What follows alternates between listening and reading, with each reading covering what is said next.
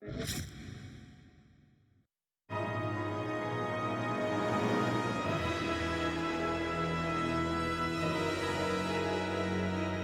Hulk is as much a character in this movie as any of the living, breathing actresses and actors that we have. So his ability to emote was critical. He has to move like a real person.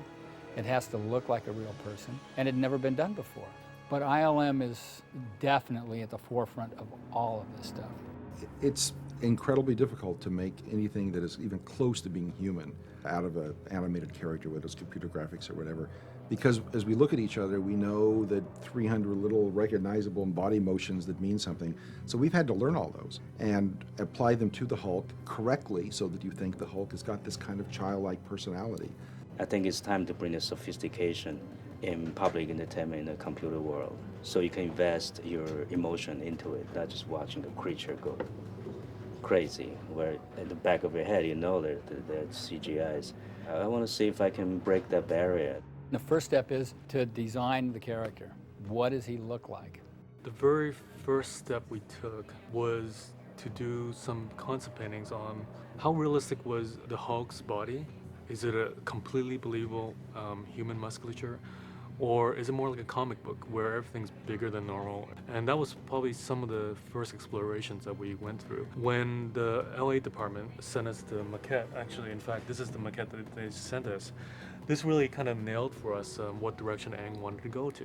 There are 3 different Hulk creatures in the film. The trick was that he had to transform from a real live actor, from Eric Bana, into these various Hulk sizes. So all of the Hulks had to be built with those parameters in mind. From that maquette, they build a CG model, which has every single element in that model, how it actually moves. We were constantly making new versions of the Hulk. It's a very, very painful, long process about putting all the little detail.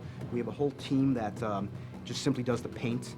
Every little pore and every little detail, that's their job. Another team that's just sculpting the muscles. We bring in bodybuilders. We do extensive research on how the muscles bend. Taking on this task, we knew that we had to get realistic poses out of the creature, and then on top of that, realistic muscle animation and skin performance as well. We combined a lot of muscles that usually work together into these multiple stage shapes, where you could have one slider that would dial on a series of muscle motions, and then we'd wrap the whole creature up with a dynamic skin that would slide over the surface of these muscles. There are a few technical challenges that we knew we had to solve in order to have Hulk be a believable human, and one of them was the skin itself. And I think we painted 100 different maps of paint and hair and wounds and specularity and all sorts of things to convey the translucency in skin and the realism of skin. And then after the model's built, then it's a question of animating that model to look like it's working. I think we use every single technique ever discovered in animation. It's really getting to the essence of the performance. Motion capture might be a way of getting there, but really what it is sitting down with Aang and saying, what are you going for here?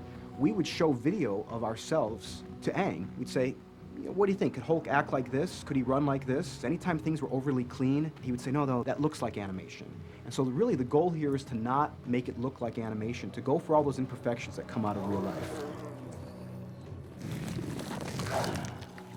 After the animation is approved, a technical director lights the shot based on some information that's gleaned from set and also referencing other shots in that sequence and coming up with unique ways to incorporate the character into the scene by moving objects around him. We found through learning and just experience different ways to make him really mix into the background was adding things like dirt onto him and having him kick up dirt and just interact with his environment much more so than we ever have before. So we could try to make him as dirty and dusty and grimy and sweaty as we possibly can. He's being shot at.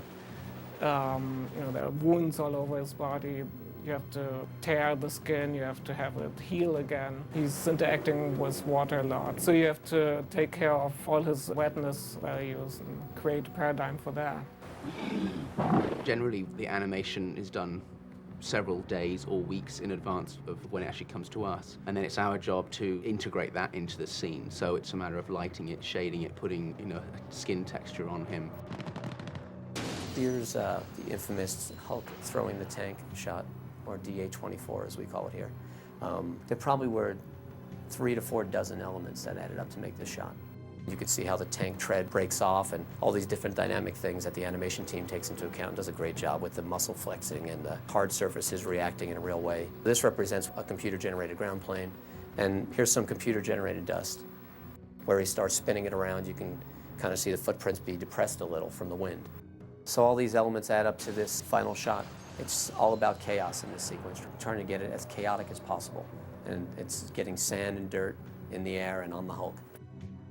You know, I'm interested in telling a story and actors. I mean, I care about the actors, and they're reacting to the work that I do, and my work is to react to the work that they do, and it's very close, and to me personally, to do this. A huge amount of effort, of course, went into making this thing look absolutely real, so you don't even think about it as an audience member. All you're thinking about is the character.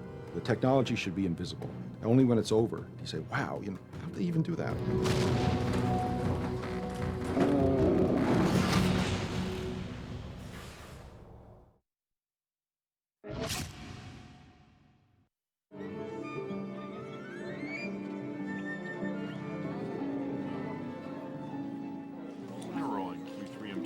Starting part 12, take 84.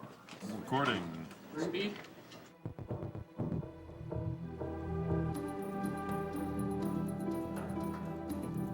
Well, my first thoughts were, this is impossible. It's a huge film and there really wasn't much time. But the combination of it being Ang Lee and then coming and seeing the film, I got hooked. I should have some perk getting me into the downbeat in 96. Something I don't quite have experience on. It's a big Hollywood movie that has an adventure, heroic taste to it.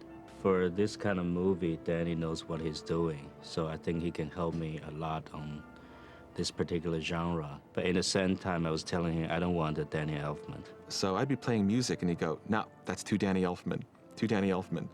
And I really liked that. That's good for me. And so he was challenging me often to go move outside of my own perspectives.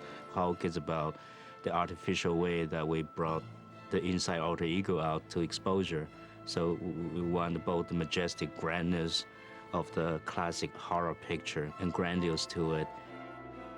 His perspective on the characters in the movies was always very clear. He seemed to know how he felt about it, and his clarity made it much more easy for me to work.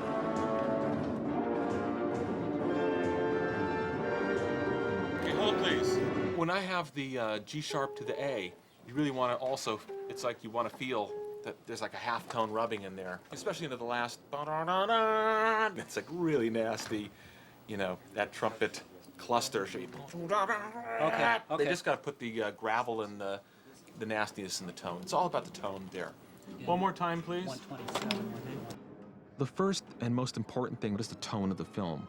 What is the tone of the characters? And finding the tone between what happened, a horrible tragedy, repressed memories, an intense relationship between a father and a son who creates this monster, the whole idea of within each of us is this monster waiting to break out. I think by pulling down the crescendos, I can keep the whole thing a little stronger. It'll be either that or raise the level of the cello basses. As a composer, I have to get into a mode where I'm like a heat-seeking missile, and I have to lock onto my target and stay on it really intensely. Ang enabled me to do that, to lock on and stay on it with him. It was really an amazing process. That was a great performance. I like even just a touch more nastiness. This is what we're calling the Hulk out. I love writing music that's aggressive. I love taking out my aggression through the orchestra in my music when I can. It was very clear. Repressed, repression, breaking out, and exploding.